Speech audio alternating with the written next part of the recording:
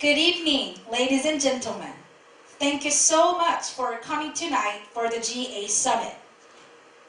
Today, we will have a summit about the Syrian refugee crisis. At this time, the representatives from each country will come out to the stage. Please give them a round of applause. 각국의 정상들이 나옵니다. 큰 박수 부탁드립니다. Sophia Park, representing Germany.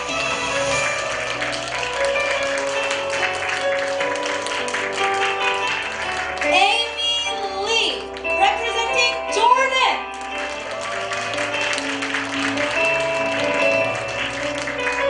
Kathy Kim, representing Lebanon.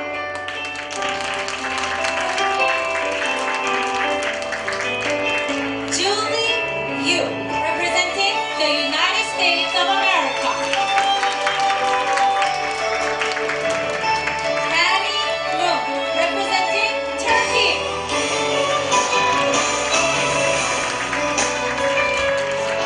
Sumin Yoon, representing France.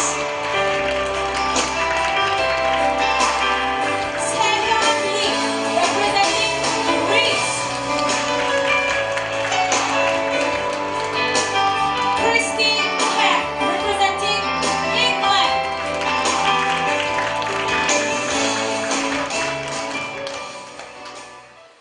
Thank you. First of all, on behalf of all the member countries, I would like to thank the GA Summit Association for inviting us over tonight. I know that it will be very difficult to invite us all here on this day, but you pulled through. We deeply appreciate this opportunity. I hope today's meeting serves as a cornerstone to find the best solution for world peace. Thank you. Thank you for your kind words. At this time, we will now hear from the representatives of each country. Please welcome Amy from Jordan.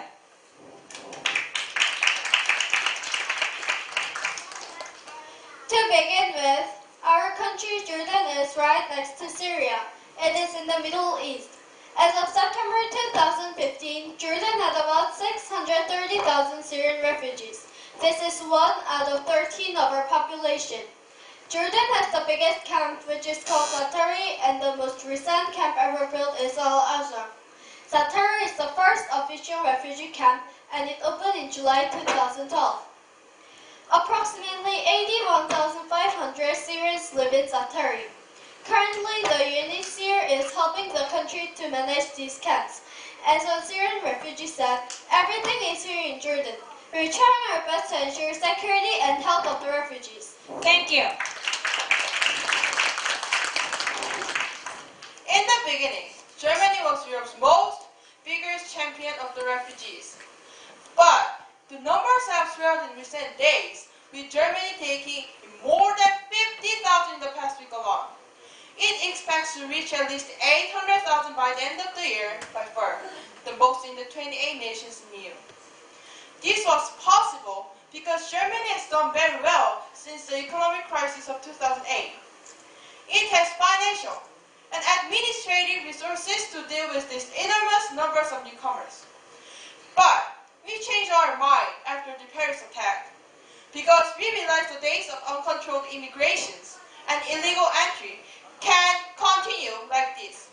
Thank you. To begin with, the deterioration of the security and humanitarian situation in Syria as a result of the ongoing crisis has forced thousands of Syrians to flee and seek refuge in neighboring countries, including Lebanon.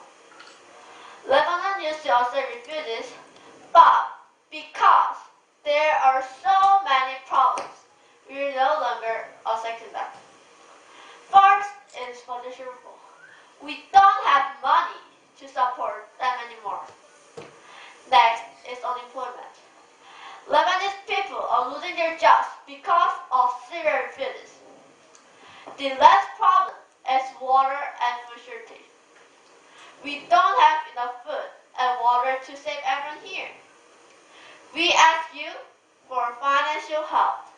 Thank you. Thank you.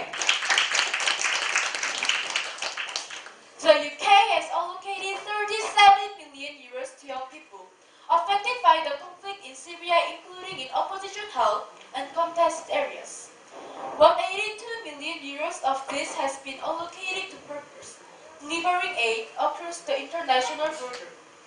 Up to 50% of all UK assistance in Syria this year will be targeted towards 4.8 million Syrian refugees in hard-to-reach areas.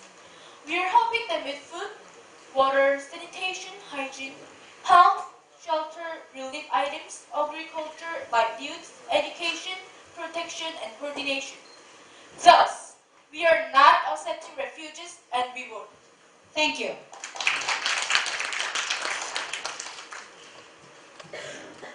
About 1,500 Syrian refugees have been admitted to the United States.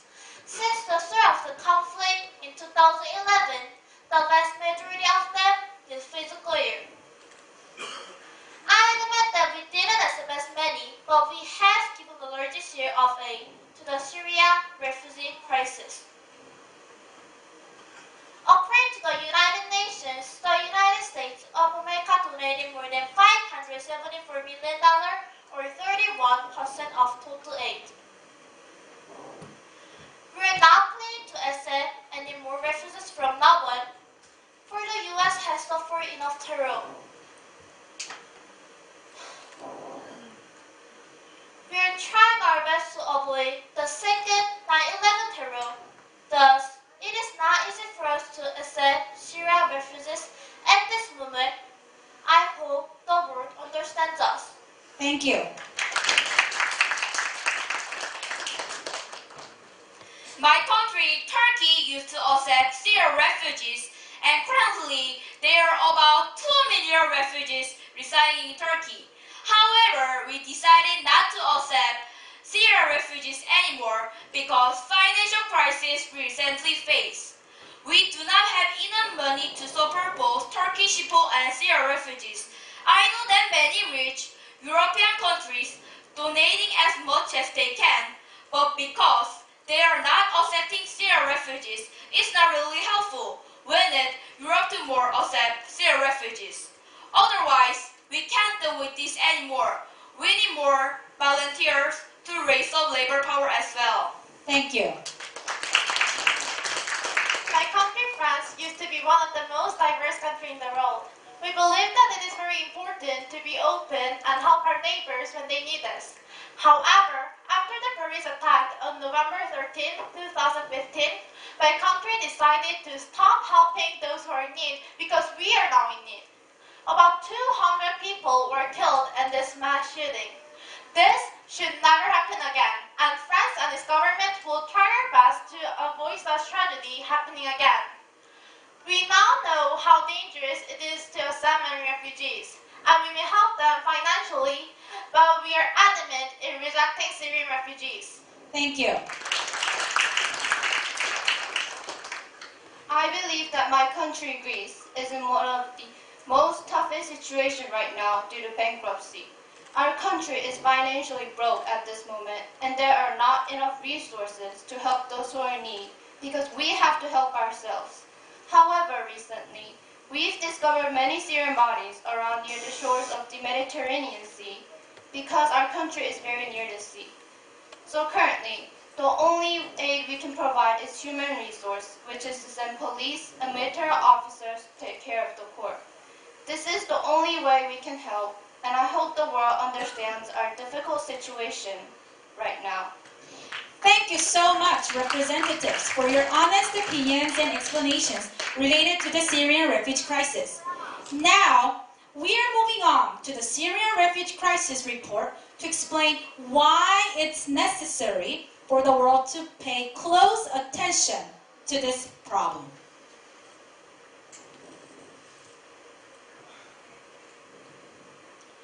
The Syria conflict has triggered the world's largest humanitarian crisis since World War II. Humanitarian needs continue to rise. Population displacements are increasing, and an entire generation of children is being exposed to war and violence, increasingly deprived of basic services, education, and protection. Excuse me. The European Union and its member states collectively are leading the international response. More than 4.4 billion euros have been mobilized for relief, recovery assistance to Syrians in their country, and to refugees and their host communities in neighboring Lebanon, Jordan, Iraq, Turkey, and Egypt. Let me say something. Through its humanitarian partners, the European Commission is supporting humanitarian programs which provide millions of people with life-saving assistance including food, safe drinking water, non-food items, shelter, protection, and emergency medical treatments. Also, the EU calls for the respect of international humanitarian law, the protection of civilians, especially children and women, and condemns all indiscriminate attacks on civilians by all parties of the conflict. The EU also calls for all parties to the conflict to allow unhindered humanitarian access across conflict lines as well as borders to ensure safe delivery of humanitarian aid and medical care to all people in need. Well, the ongoing clash between the Syrian army and associated forces across Syria has resulted in the displacement of even more Syrian families. Humanitarian organizations estimate that since the start of the military offensive in October 2015, a total of 137,802 individuals have been displaced from Aleppo, Hama, and Homs.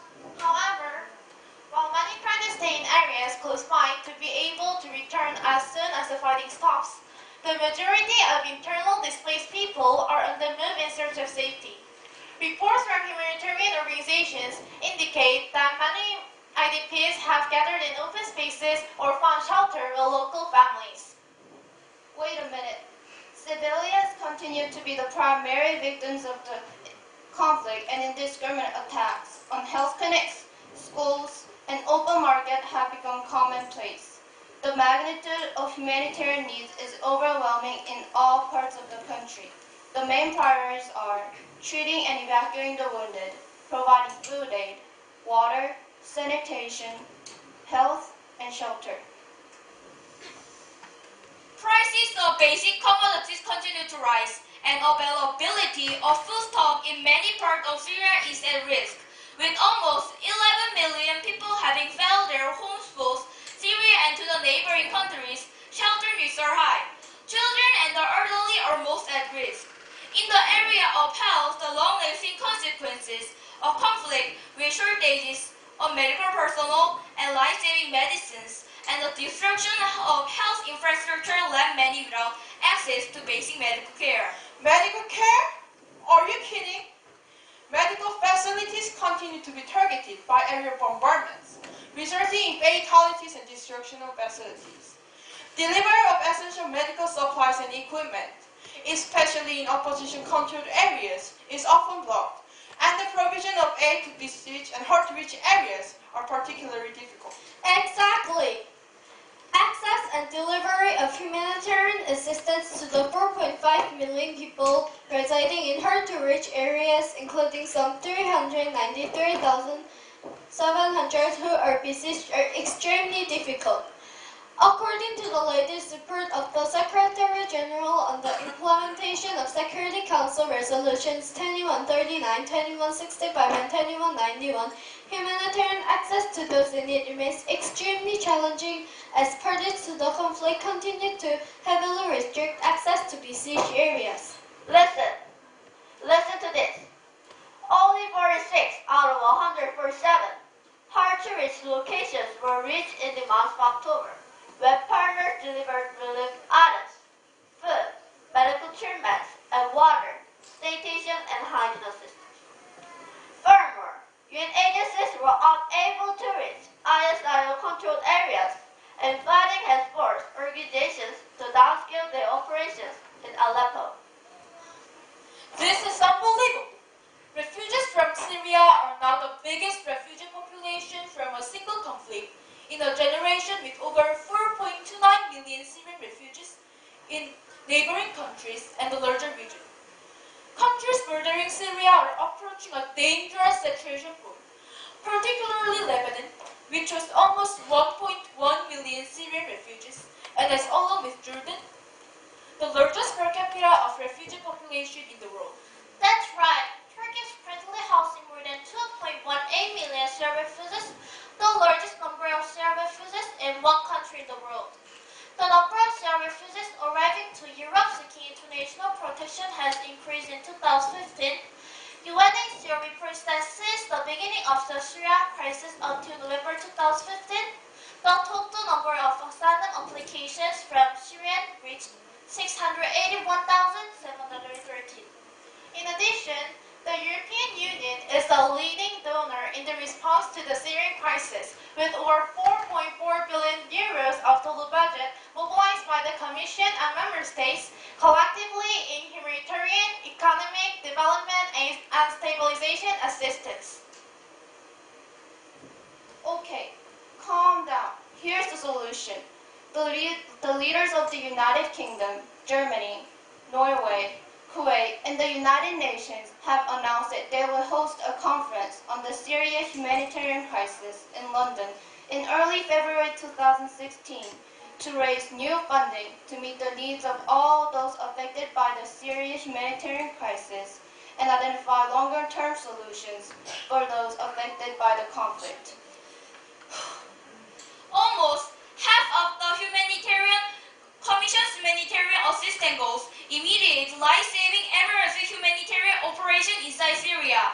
The Commission's humanitarian provides safe drinking water, sanitation and hygiene, provisions of food, transportation activities, and emergency items inside Syria in lieu of humanitarian assistance. Also, the European Commission's humanitarian aid is supporting over 1.15 million Syrian refugees with the provision of life-saving health assistance and medical care, including the vaccination programs of children.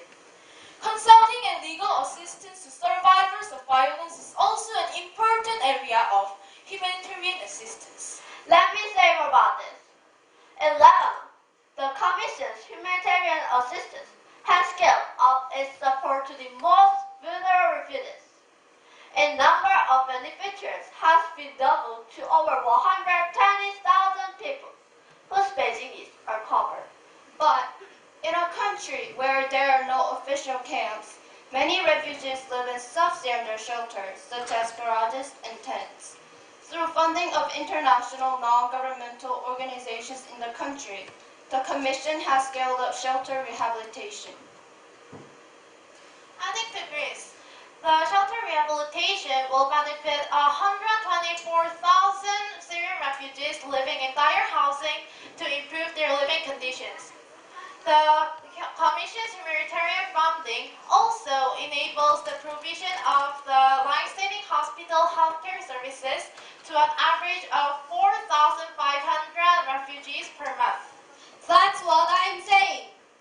In Jordan, the Commission's humanitarian aid goes to food aid, provisions of clean water, sanitation, health services, and protection. The majority of the funding goes to Syrian refugees living outside the refugee camps in Jordan, where the majority of those who have fled the war in Syria now live. However, the assistance also helps Syrian refugees in Jatari and other camps. With the support of the Commission, UNICEF has initiated an unconditional child cash grant program to assist 10,000 of children for the most vulnerable Syrian refugees living in host communities in Jordan. Thank you, US. You're welcome. Under this program, a monthly cash transfer is made to eligible families, helping to provide means to meet children's basic needs. Let me add more about Turkey. In Turkey, the Commission's humanitarian funding is supporting vulnerable refugees who have fled violence in both Syria and Iraq, in particular refugees living outside of camps. The Commission's humanitarian in Turkey is prioritizing programs that provide about 110,000 of the most vulnerable refugee families across the provinces of Hatay, Kilis, Gaziantep, Samaraifa, Mardin, Diyarbakir, and Batman with the paper or electronic vouchers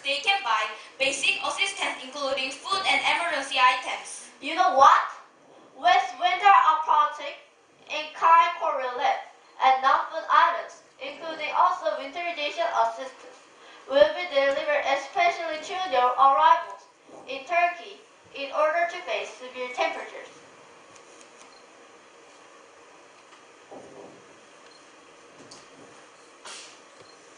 Many Syrian children have not received any education for the last years and are at risk of becoming a lost generation.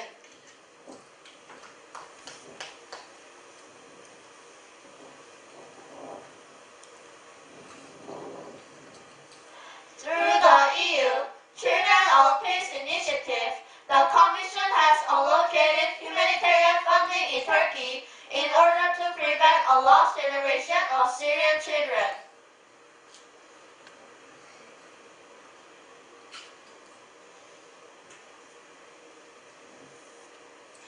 Through the initiative, about 7,000 Syrian children are ensured access to quality education. Thank you.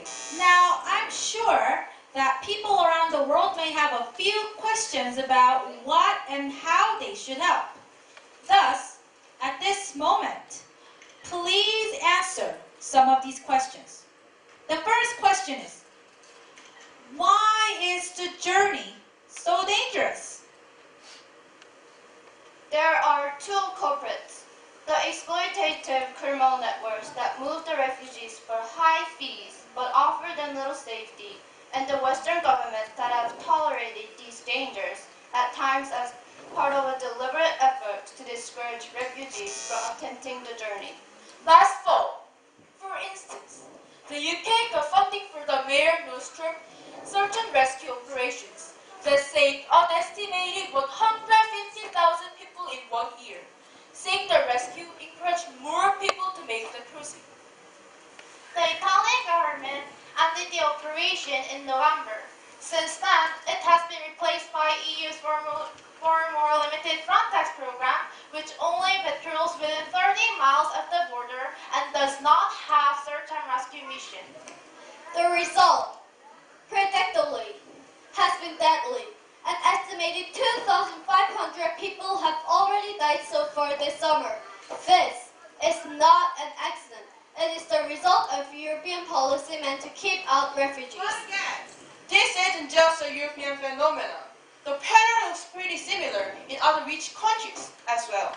Australia, for example, has gone to great lengths to prevent so-called boat people from reaching its shores, and including imprisoning them in absurd detention centers on Pacific Islands and shipping them up to Cambodia. In North America, the U.S. has stepped up enforcement efforts after last year's child migrant crisis.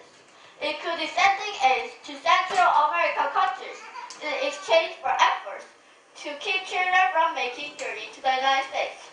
As with Europe and other countries, the whole idea is to keep refugees from showing up in the first place, even though these efforts never stop and often don't even address the underlying crisis that caused the refugee to flee in the first place.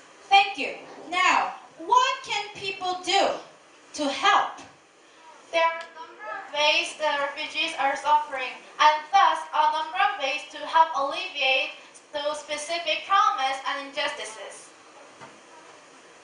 The United Nations Refugee Agency, UNHCR, is a few $1 billion short on funding just to administer aid to the millions of displaced Syrians. Oh, here's the good part.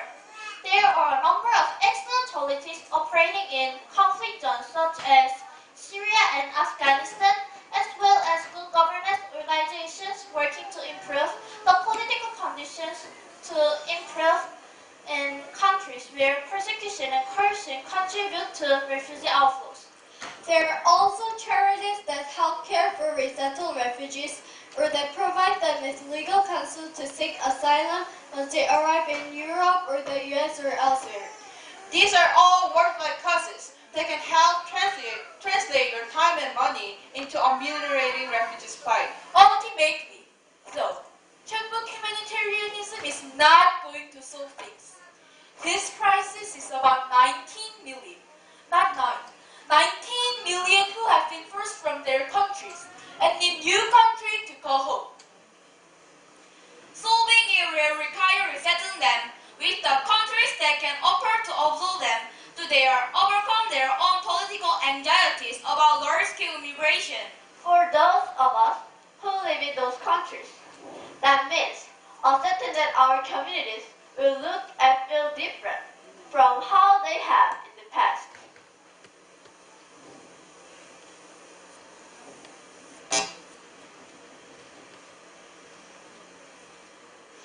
It requires adjusting, at least slightly, our vision of what our communities look like and widening the definition of our culture to accommodate new arrivals, even if their customs and values might seem alien to us.